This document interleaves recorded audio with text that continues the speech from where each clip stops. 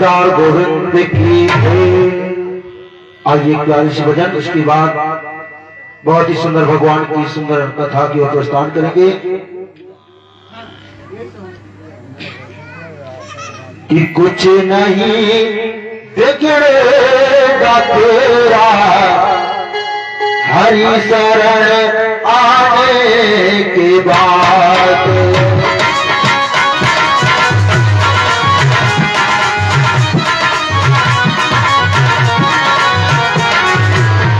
कुछ नहीं बिगड़ेगा तेरा हरि शरण आने के बाद।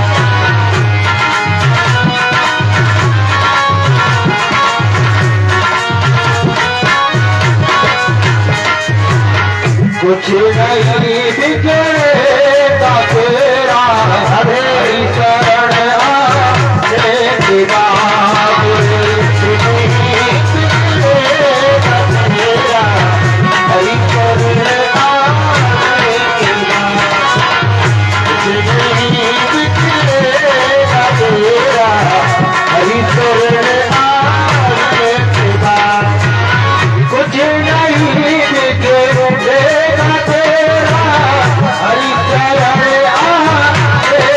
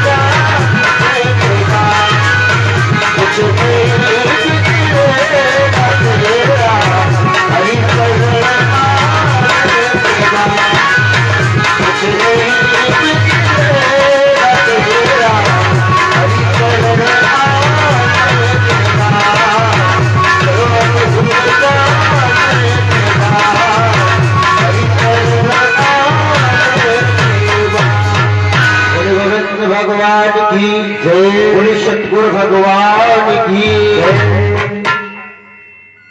कल आप लोग हेलो कथा में आप लोग सुन रहे थे, कल की बेला में जो हमारे गुरु जी द्वारा बहुत ही सुंदर कथा में आप लोग कथा में सुना था। महाराज जड़ भरण की बहुत ही सुंदर पावनमय कथा, और उसी के आगे क्रम में कथा लगी है। हरिद्वार आनंद घाट पर गंगा मैया के किनारे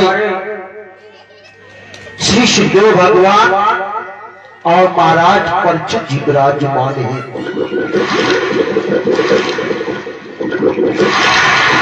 गंगा मैया जो स्वयं मोक्षदायिनी आज कल धाराएं बह रही है,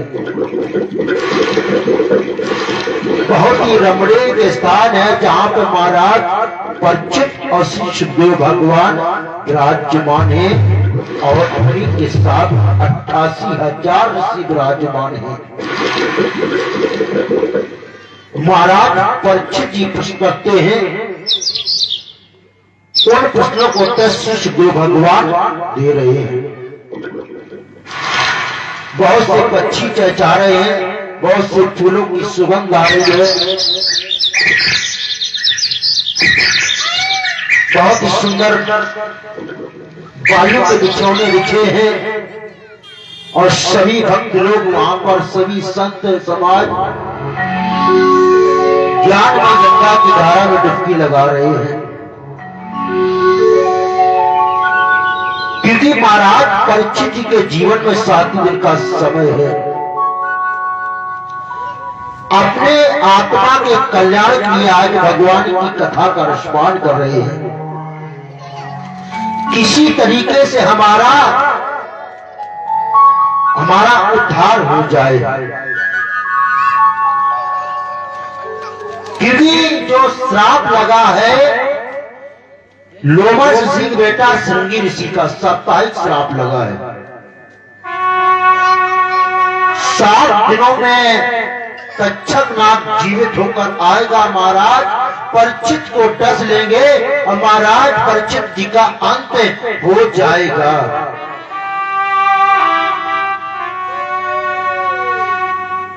जिस समय श्री सुखदेव भगवान कहने लगे, ये बताओ राजन परीक्षित, मैं आपको ये देख रहा हूं कि आज ये चौथा दिवस आ गया है और चौथे दिवस में मैं देख रहा हूं कि आपको ना भूख लगती है, ना आपको प्यास लगती है, ना तो उठकर कहीं पर जल पीने के लिए नहीं जाते हो, ऐसा क्या कारण है? बहुत ही अच्छी बात श्री सुखदेव भगवान ने पूछी। महाराज परीक्षित जी ने उत्तर दिया कि भगवान जो हमें जो ज्ञान में गंगा में धारा में डुबकी लगा रहे हैं, जो ज्ञान में जो गंगा बह रही है, जो आपके द्वारा जो कथा का रसपान कर रहे हैं, इससे हमारी सभी भूख और प्यास सब खत्म हो गई है।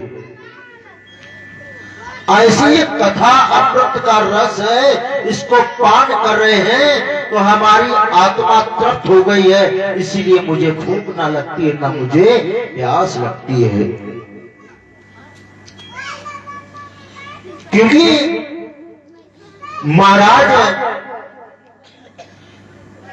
परीक्षित जी ने कहा, बहुत ही सुंदर बात कही, क्योंकि देवलोक से दो पात्र में एक तो कथा अमृत है और एक में केवल अमृत था। देवताओं लोगों से पूछा गया, ये बताइए कि आप कथा अमृत पान करना चाहते हो कि आप केवल अमृत पान करना चाहते हो? देवता लोग कहने लगे, हमें केवल कथा अमृत मुझे पान करा दो, जो अमृत है किसी और को पान करा दीजिए।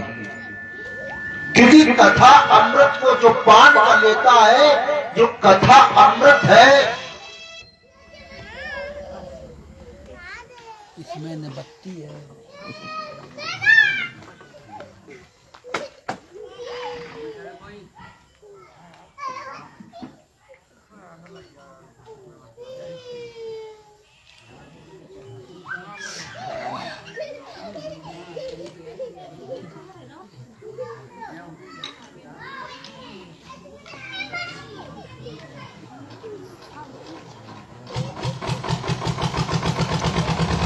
बोले बोले बोले भगवान की जय। क्योंकि जो ये कथा अमृत है, इसमें तो गुठली नहीं होती है, रसी रस होता है। इसका जितना पान कर लो, जो कथा अमृत को जो पान कर लेता है, उसकी आत्मा का कल्याण हो जाता है, उसका आवागमन खत्म हो जाता है। जो भगवान की कथा, भगवान की सुंदर प्रवचनों को बड़े एकाग्र मन से सुनता है, उसी का कल्याण होता है। तो आज महाराज परीक्षित कहते हैं, भगवान मुझे आगे कथा रसपान कराइए कि मानो जीवन में आकर बहुत से पाप किए हों, बहुत से अधर्म का रास्ते पर चलने वाला हो, उसे थोड़ा सा पुण्य कर ले, उसे मुक्ति मिल जाए। ऐसा यदि कोई उपाय हो तो भगवान मुझे बतलाओ। तो आज श्री सुखदेव भगवान बतलाते हैं कि हे राजन परीक्षित, जो व्यक्ति जीवन भर उसने पाप किया है, लेकिन पाप करने से थोड़ा पुण्य कर ले, भक्ति कर ले, भगवान का नाम ले ले, उसका कल्याण हो जाए, एक ऐसी कथा है। तो आज महाराज परीक्षित जी हाथ जोड़कर खड़े हो गए, भगवान मुझे इस कथा का रसपान कराइए। तो आज श्री सुखदेव भगवान कहते हैं, राजा परीक्षित, एक कन्नौज नगर है, उस कन्नौज नगर में एक अजामिल नाम का एक बहुत ही सुंदर सदाचारी व्यक्ति हुआ, बहुत सदाचारी है। अजामिल अज माने माया, मिल माने मिला हुआ, जो माया से मिला है वही अजामिल है। और ये अजामिल की कथा है। तो अजामिल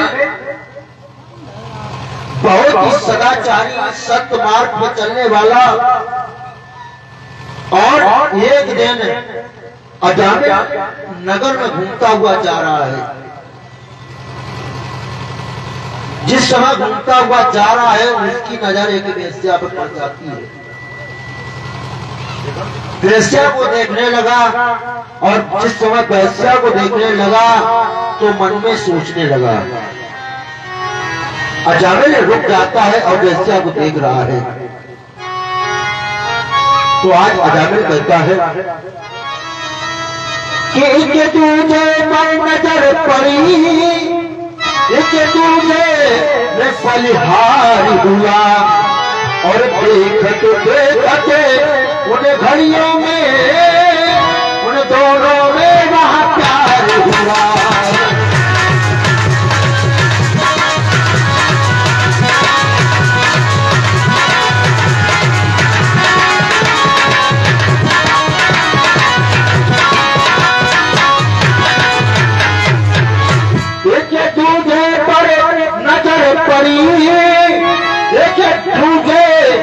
बलिहारी हुआ, और देखते देखते उन घड़ियों में, उन दोनों में वहां प्यार हुआ।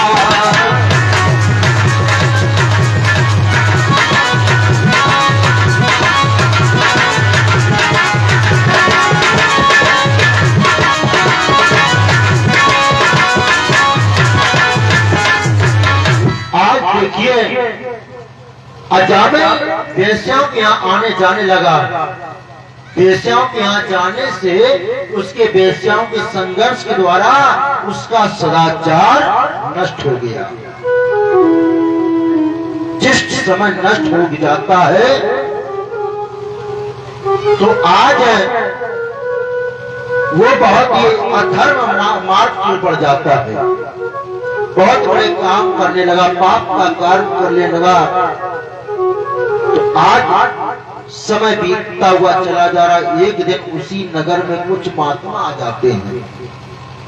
महात्मा लोग पूछने लगे, ये बताइए यहाँ कोई, विचार करें कि रात्रि का समय, सायंकाल का समय हो रहा है, किसी सदाचारी महात्मा या सदाचारी व्यक्ति यहाँ रुककर विश्राम रात भर कर लिया जाएगा, उसके बाद आगे बढ़ेंगे। तो आज महात्मा लोग एक व्यक्ति से पूछते हैं, ये बताओ यहाँ पर कोई सदाचारी व्यक्ति या सदाचारी महात्मा रहते हैं? हाँ। कौन? अजामिल। अजामिल ने हाँ, उसका घर का रास्ता बता दो। घर का रास्ता मालूम हुआ और चल देते हैं। अजामिल के घर के पास महात्मा लोग पहुंच जाते हैं। जैसे ही दरवाजे के भीतर प्रवेश होना चाहा, क्योंकि अजामिल के घर में जो गंदगी पड़ी हुई थी, जिस समय गंदगी को देखते हैं, आज महात्मा लोग विचार करने लगे, ये घर ठीक नहीं है, ये घर अपवित्र है, दूषित है, और ये घर रुकने का ठीक जगह नहीं है। तो आज महात्मा लोग लौट पड़ते हैं, और जिस समय लौट पड़ते हैं तो आज एक व्यक्ति ने जिस समय अजामिल को बताते हैं तो अजामिल ने सुना और सुनते ही दौड़ पड़ते हैं, महात्मा जी के चरणों में गिर जाते हैं, निवेदन करने लगे और कहने लगे कि भगवान महात्मा मैं बहुत बड़ा पापी हूँ और मुझे ऐसा कोई उपाय बताओ जिससे हमारी मुक्ति मिल जाए। निवेदन कर रहे हैं और आज अजामिल कहते हैं महात्माओं से कि तुम तो ठहरे सन्यासी, या अभी चले जाओगे?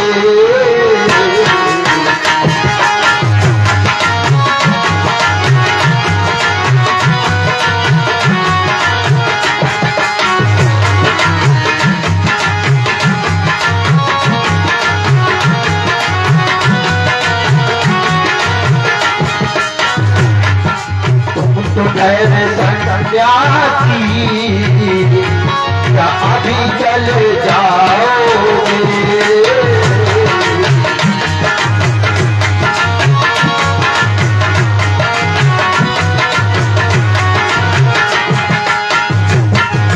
तुम तो ठहरे सन्यासी, या अभी चले जाओगे?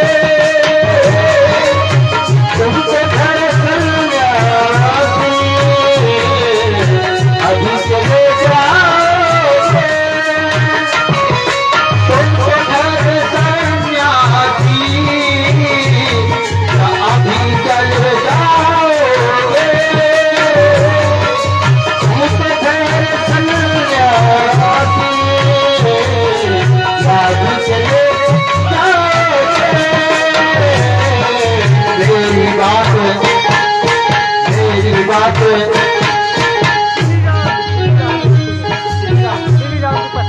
और आप श्री राम भाई साहब जी सृष्टि भक्त के द्वारा ये 11 मुद्राओं को दान सम्मिलित हुआ भगवान चरणों में, और 5 किलो चावल का दान सम्मिलित भगवान चरणों में सदैव परमात्मा कल्याण करें। धन्यवाद।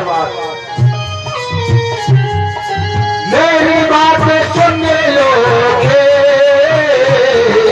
दम पे डूब जाओगे। मेरी बात सुन लोगे, दम पे डूब जाओगे। मेरी बात सुन लोगे, दम पे डूब जाओगे।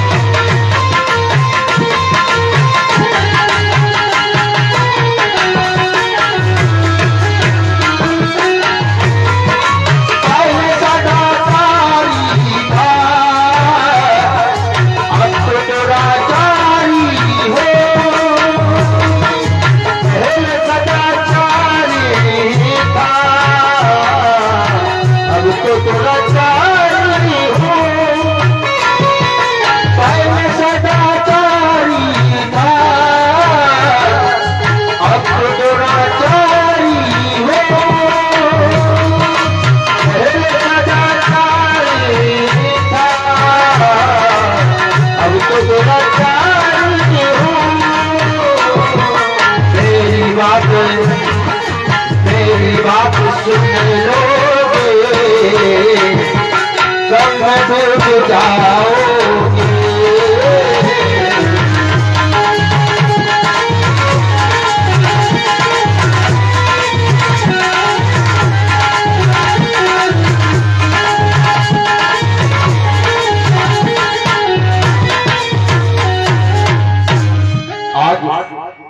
अजामिल ने सारी बात वैश्या वाली बतलाया और महात्मा लोग कहने लगे तुम्हारी मुक्ति के एक सबसे बड़ा उपाय है। कौन? जो तुम्हें सबसे अधिक पुत्र प्यारा हो उसका नाम नारायण रखना और आपको मुक्ति मिल जाएगी, आपका उद्धार हो जाएगा।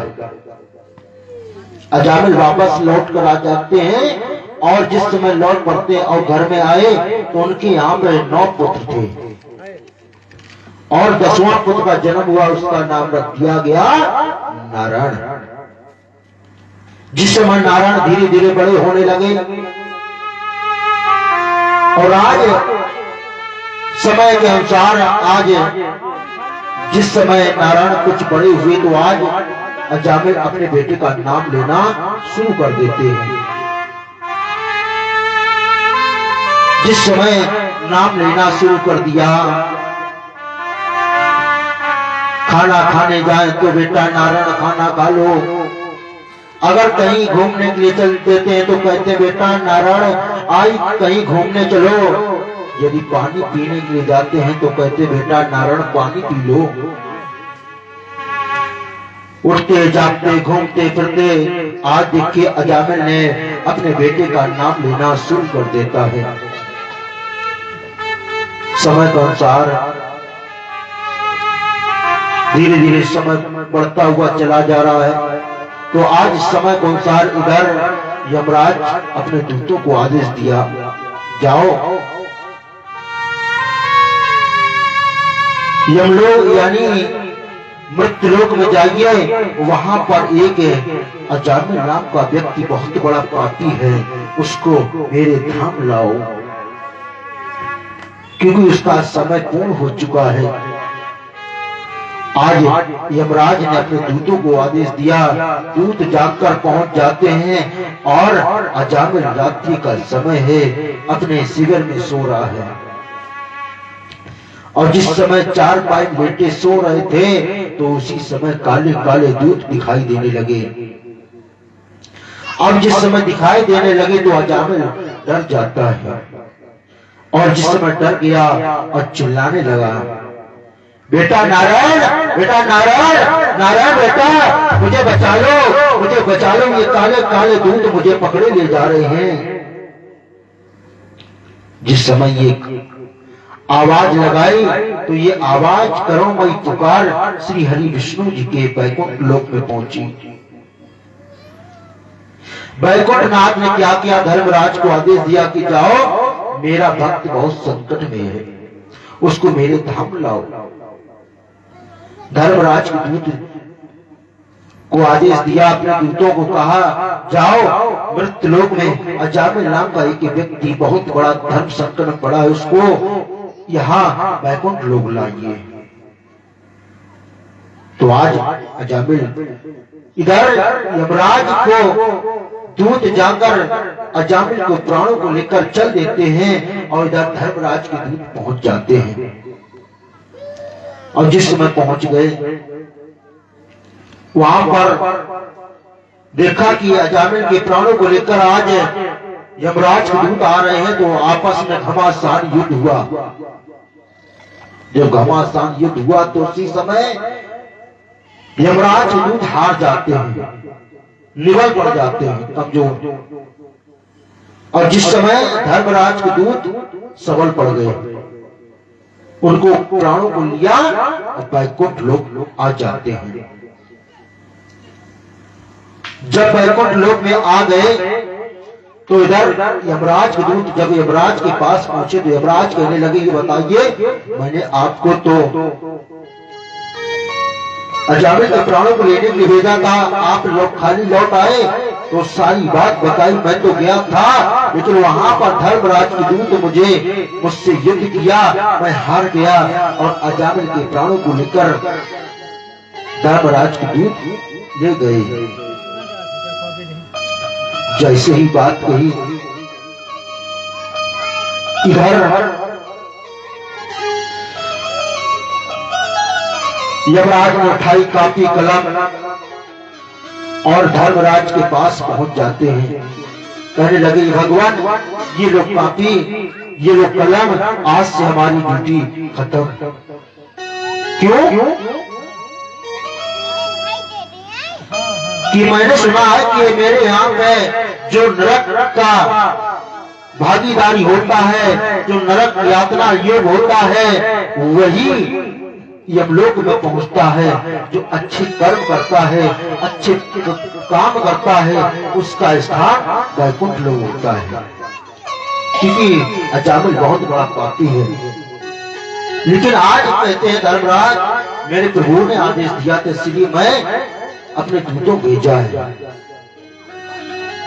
बहुत सी बात बताई, लेकिन बताते हैं लेकिन समझ नहीं आता है। तो आज देखिए धर्मराज और यमराज दोनों लोग जाकर विष्णु जी के पास पहुंच जाते हैं। विष्णु जी के पास पहुंचे तो वहां पर सारी बात बतलाई। तो आज विष्णु भगवान कहते हैं अरे उसने तो मेरा नाम लिया था, नारायण का नाम लिया था। यमराज कहते हैं कि उसने तो अपने बेटे का नाम लिया था। यमराज ने इतनी बात कही तो उसी समय आज विष्णु भगवान कहने लगे चाहे उसने बेटे का नाम लिया चाहे मेरा नाम लिया तो मेरा ही है। यदि किसी को जहर दो, धोखे में किसी को पिला दो या फिर जानकारी में किसी को पिला दो तो असर तो अपना अवश्य दिखाएगा। चाहे अपने बेटे का नाम लिया हो चाहे मेरा नाम लिया तो मेरा है। जिसने कहा भी गया है कि राम नाम की लूट है तो लूट सके सो लूट, अंत समय पछताओगे जब प्राण जाएंगे छूट। जो अंत समय जो हमारा ध्यान कर लेता है उसी का कल्याण हो जाता है। विष्णु भगवान ने यमराज को बहुत ही प्रकार समझाते हैं। समझाने के बाद उनको संतुष्टि मिल जाती है और यमराज अपने धाम पहुंच जाते हैं। इस प्रकार से आज अजामिल ने मुक्ति किसके द्वारा मिली? अपने बेटे का नाम रखा क्या? नारायण। इसलिए उसे मुक्ति मिल गई। ऐसे नाम रखो अपने बेटे का नाम जो भगवान के मिलते जुलते नाम हो। कृष्ण, मुरारी, मोहन, राम, श्याम, घनश्याम इत्यादि नाम रखो। इससे आपका कल्याण अवश्य होगा। जिस प्रकार से नारायण यानी अजामिल ने अपने बेटे का नाम नारायण रखा उसका कल्याण हुआ, इसी प्रकार से ऐसे अपने बेटे का नाम रखो जिससे आपका कल्याण हो सके। लेकिन आजकल के लोग बहुत से नाम रख देते हैं, कहूँ टिक्कू का, पिंटू का, चिंटू, ये नाम रख देते हैं इससे का कल्याण होने वाला है। इनसे कोई कल्याण नहीं होगा। कल्याण तभी है जब भगवान के मिलते जुलते नाम रखो। इस प्रकार से अजामिल की कथा आती है। बोलो भगवान की। आगे दो बार भगवान का नाम लेते हैं कि हरिओ हरिओ हरिओ हरिओ।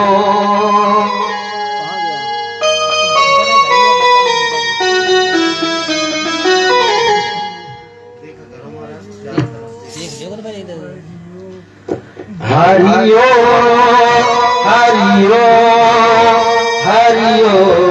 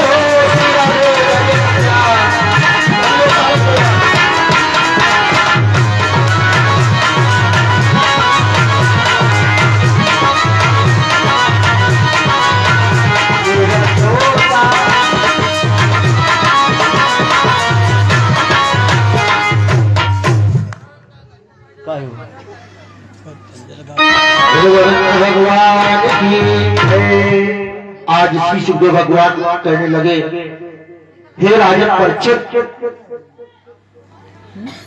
आगे एक बहुत ही सुंदर कथा लगी क्रम में। महाराज परीक्षित जी आज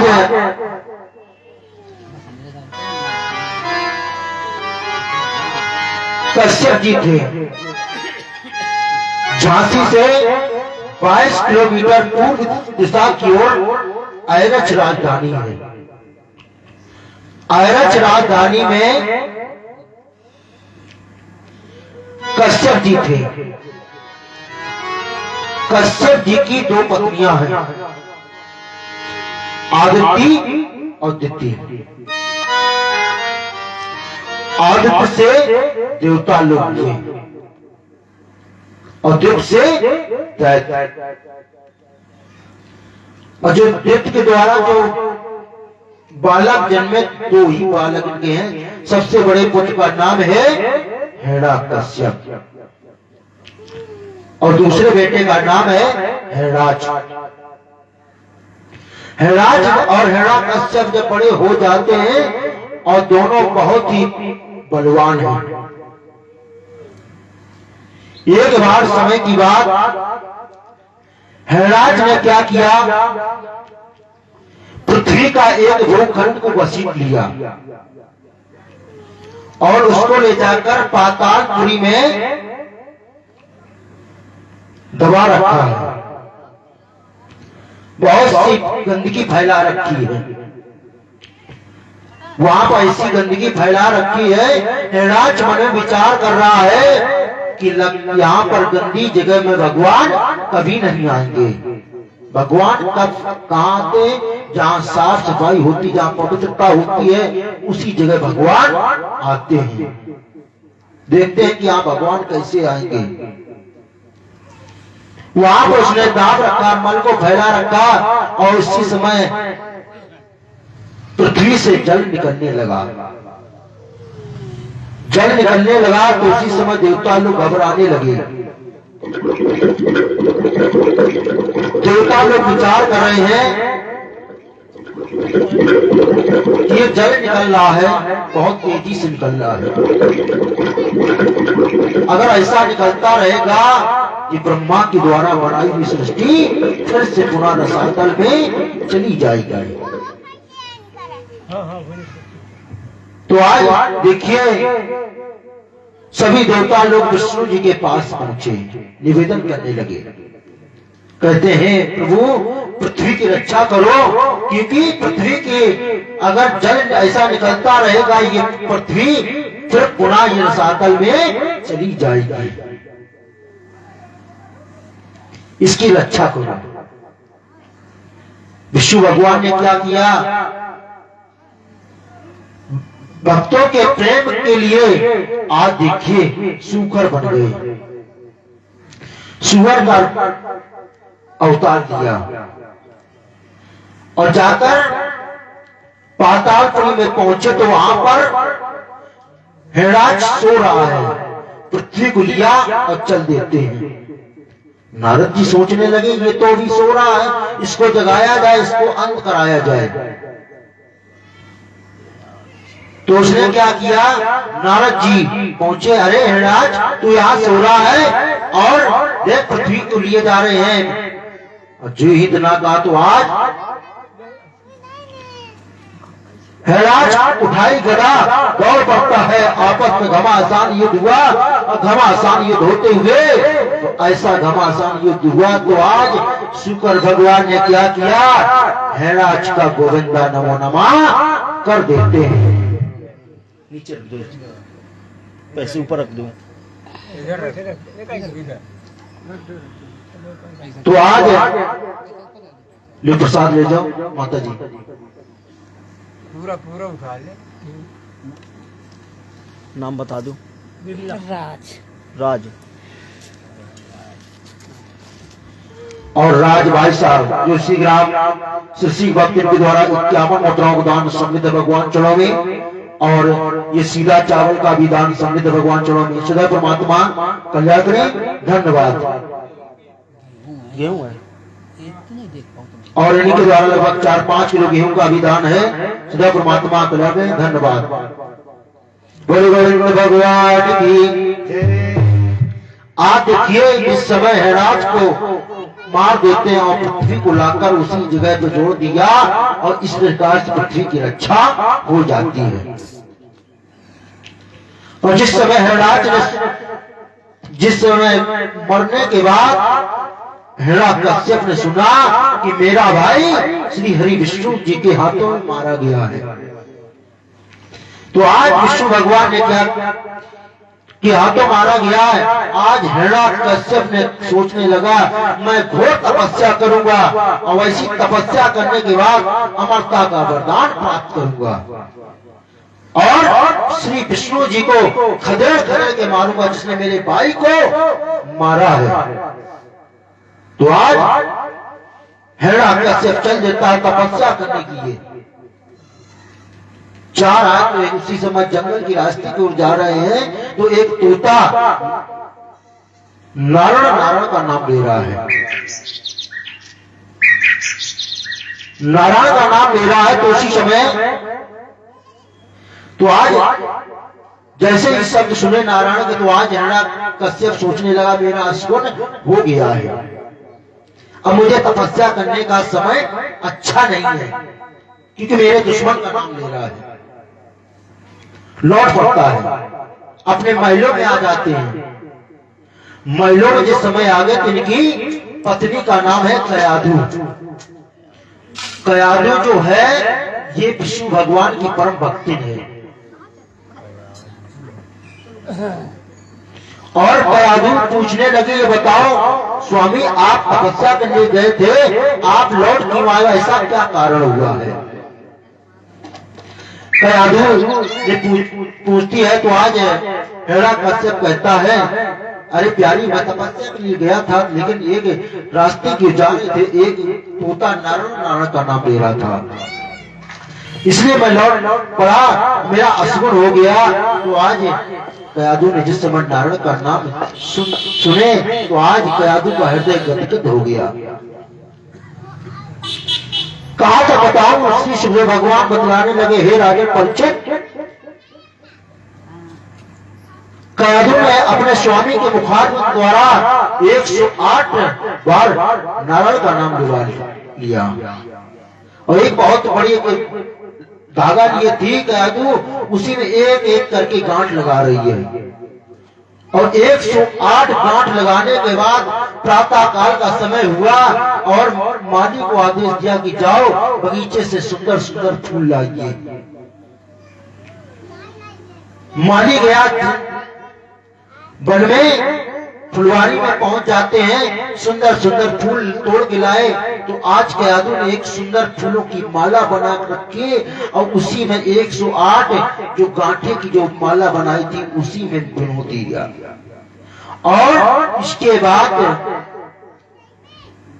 उसी माला को जो कयाधु ने अपने स्वामी के गले में डाल दिया। अब आज कयाधु कहती है अरे स्वामी आप अब तपस्या करने के लिए जाओ अब तुम्हें कोई असगुण नहीं होगा। और आज प्रातः काल का समय हुआ तो आज तपस्या करने के लिए चल देते हैं। हिरण्यकश्यप मंदराचल पर्वत पे पहुंच जाता है और घोर तपस्या करने लगा। उसने ब्रह्मा जी को खुश करने के लिए ब्रह्मा जी को आह्वान कर रहा है ओम नमो ब्रह्मदेवाय नमः ओम नमो ब्रह्मदेवाय नमः ओम नमो ब्रह्मदेवाय नमः ओम नमो ब्रह्मदेवाय नमः। इस मंत्र का जाप कर रहा है। जाप करते करते काफी समय बीता तो उसी समय आज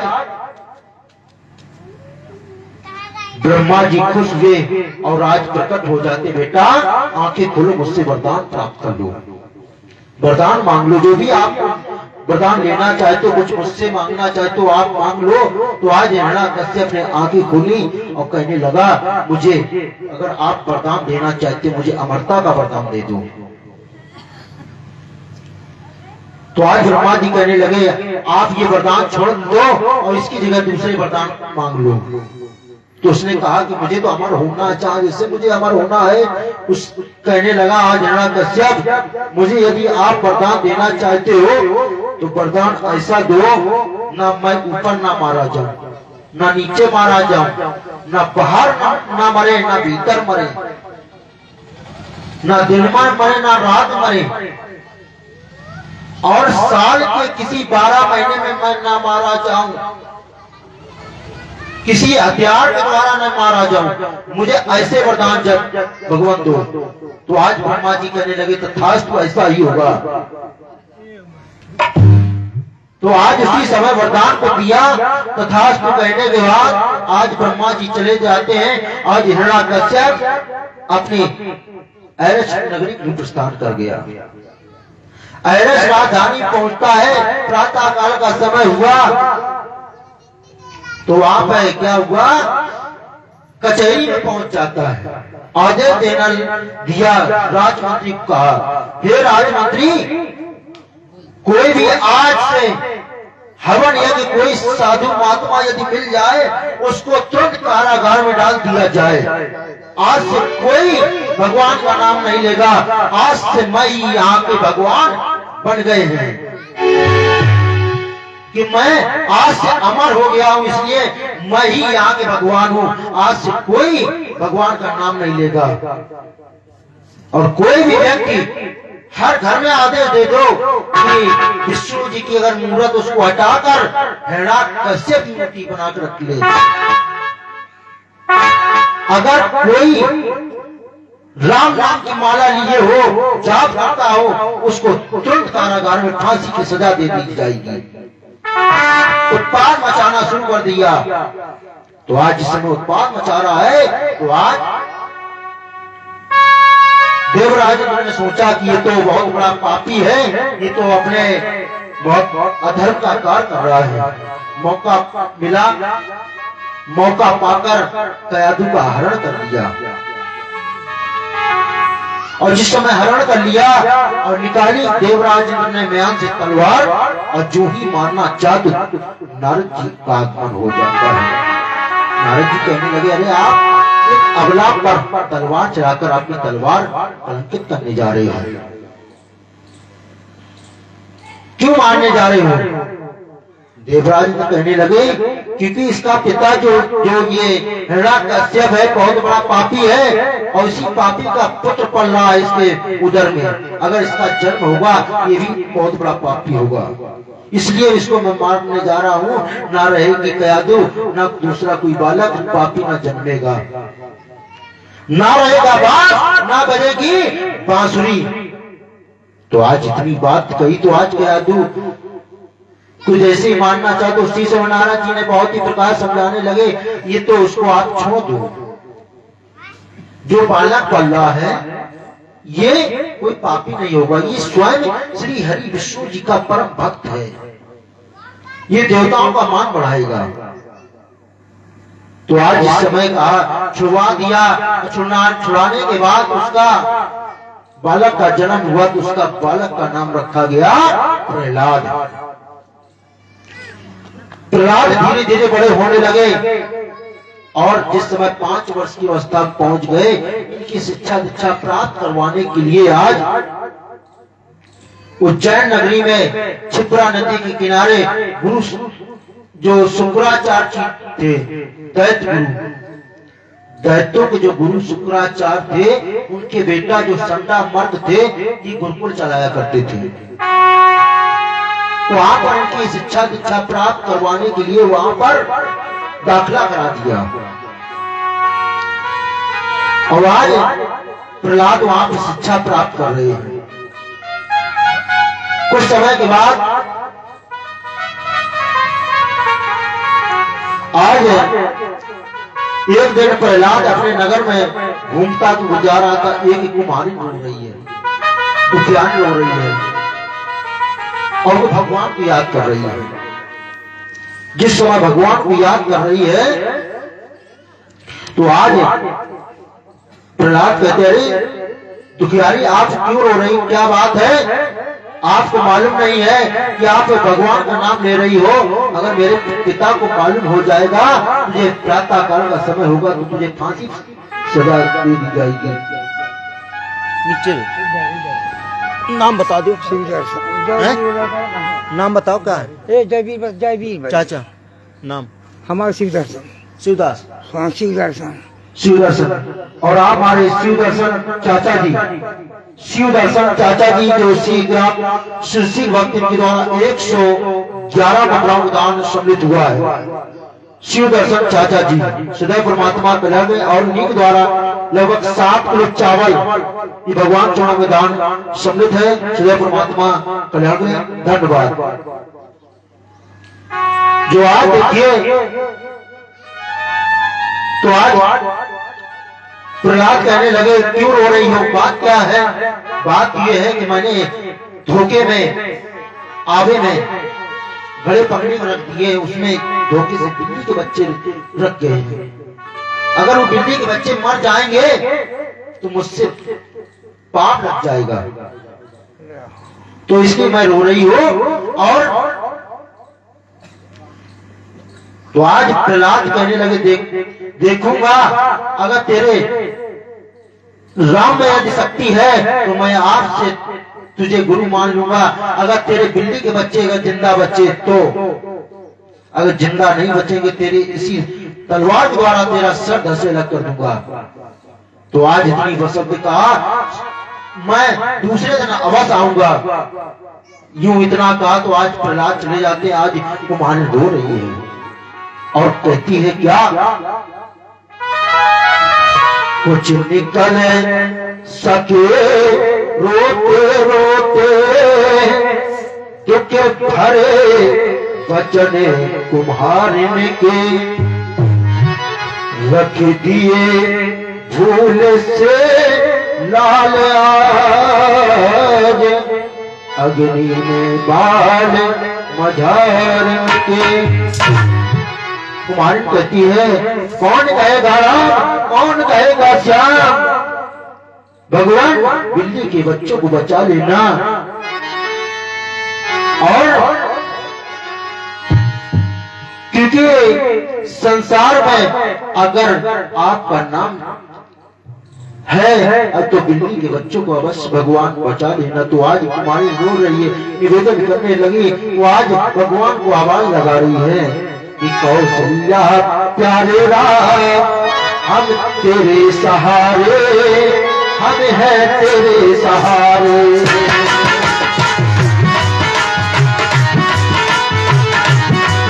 कौशल्या प्यारे राम हम तेरे सहारे, हम तेरे सहारे।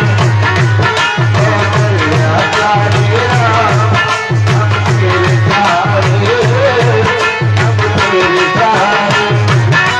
कौशल्या प्यारे हम तेरे सहारे, हम हैं तेरे सहारे। कौशल्या प्यारे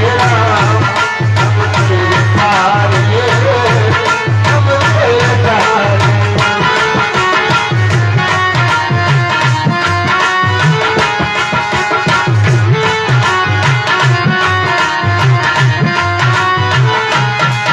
कौशल्या प्यारे राम हम तेरे सहारे, हम हैं तेरे सहारे। मगे धाराए अटकी नैया, तुम्हें प्रेम कहोगे हो पार लगैया। मगे धाराए अटकी नैया, तुम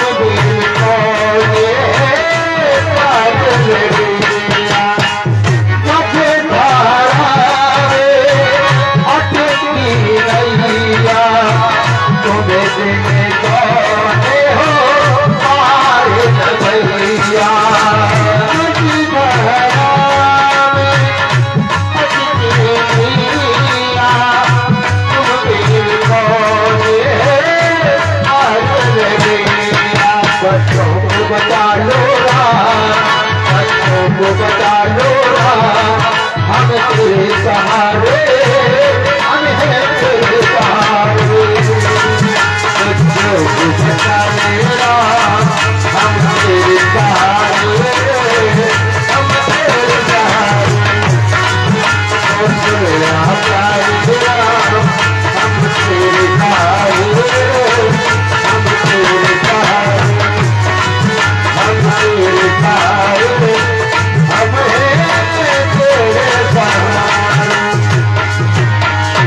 इस प्रकार से श्री सुखदेव भगवान बतलाते हैं राजन परीक्षित। कुछ दिनों के बाद प्रहलाद आ जाते हैं, कहने लगे अरे तुम्हारे आगे को खोला जाए। तो आज तुम्हारे आगे को खोलने लगी और ऊपर के बर्तनों को हटाती है, देखते हैं कि पके पके बर्तन निकलने लगे। काफी दूर के घड़े हटाने के बाद नीचे के घड़े कच्चे निकलने लगे और उससे एक घड़े को उठाया, उसी से बिल्ली के बच्चे बाहर म्याऊं म्याऊं करके निकल आते हैं। बिल्ली के बच्चे को जीवित देखकर आज प्रहलाद सोचने लगता है कि हमारे पिताजी भगवान नहीं है, कोई दूसरा ब्रह्म है। लगता है विश्वास हो गया कि भगवान अवश्य है। तो आज प्रहलाद ने अपने कुमारिन को गुरु मान लिया। और आज देखिए तो आज क्या हुआ कि घट उठते ही घट पलट गया, घट घटते हुए फुलवारी के घट घट वासी की माया में जीवित है बाल माता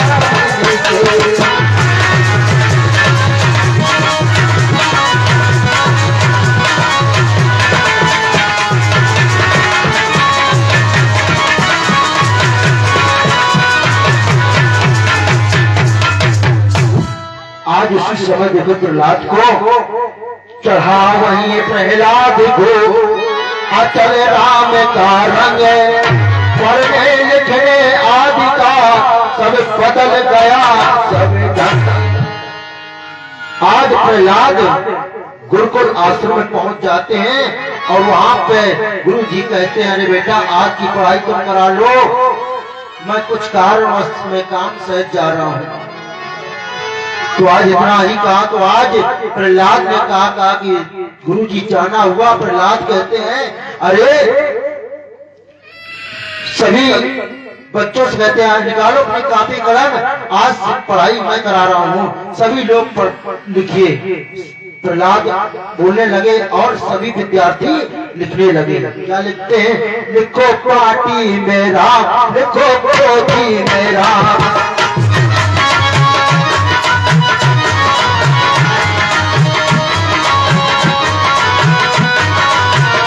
लिखो पार्टी मेरा, लिखो पोती मेरा, लिखो पार्टी मेरा, लिखो पोती मेरा। राम रमैया की जय जय जय, बोलो राम रमैया की जय जय जय। लिखो पार्टी मेरा, लिखो पोती मेरा, लिखो पार्टी मेरा, लिखो पोती मेरा, लिखो पार्टी मेरा, लिखो पोती मेरा। बोलो राम रमैया की जय जय जय। लिखो पार्टी मेरा, लिखो पोती मेरा, लिखो पार्टी मेरा, लिखो पोती मेरा। आज श्री सुखदेव भगवान बताते हैं। तो आज देखिए गुरु जी जब आ जाते हैं कहते हैं बेटा ये पढ़ाई तुम्हें किसने बताई? तो आज क्या हुआ, प्रहलाद को उठाया और उठाकर ले जाकर हिरण्याकश्यप के पास ले गए और उनके गोद में डाल दिया। आज तक मैं इसके तुम्हारे पुत्र को पढ़ाई नहीं कराऊंगा। क्यों? ये राम नाम का नाम ले रहा है। और तो आज उसी समय दे दिया। तो आज देखिए हिरण्याकश्यप बहुत ही प्रकार समझाता बेटा राम नाम का नाम लेना बंद कर दो। तो पता नहीं यहाँ की भगवान मैं हूँ। आज से कोई भगवान नहीं है, संसार में कोई भगवान नहीं है। नाम लेना बंद कर दो। तो आज बहुत ही प्रकाश से कहते हैं हिरण्याकश्यप आज प्रहलाद नहीं मानता है। तो उसी समय दयालु से कहते हैं ये लो जहर का कटोरा और अपने पुत्र को जहर पिला दो। अगर जहर नहीं पिलाओगी तो हमारा तुम्हारा पति पत्नी का नाता खत्म हो जाएगा। तो उसी समय इतना ही। इसे की आगे कथा आप लोग हमारे गुरु द्वारा कथा का रसपान करेंगे। आइए बहुत ही सुंदर इसी की आगे कथा है। बोले गोविंद भगवान की जय, दरबार की जय। कभी राम बन के कभी श्याम बन के चल आना प्रभु जी चल आना।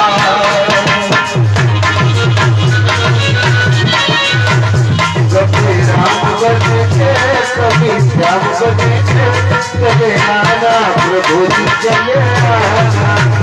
कभी राम बन के कभी श्याम बन के चल